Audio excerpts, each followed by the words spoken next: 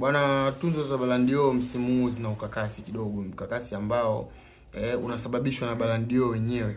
Bwana, kama unakumbuka wakati ambao asilimia zimetoka, ambao ilikuwa ni majuzi, mchezaji wa kwanza alikuwa anaongoza akiwa ni Harry Kane, lakini la pili akiwa ni Lamine Yamal, wa tatu akiwa ni Kylian Mbappe, wa nne akiwa ni Messi, wa tano akiwa ni Rodri. Lakini mpaka jana, usiku wa jana, basi tuzo nani zikatoka tena zile asilimia za mtu kuchukua Ballon d'Or.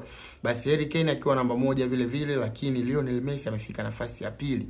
So watu wengi wana judge kwamba why Lionel Messi amefika nafasi ya pili katika zile asilimia za Ballon d'Or.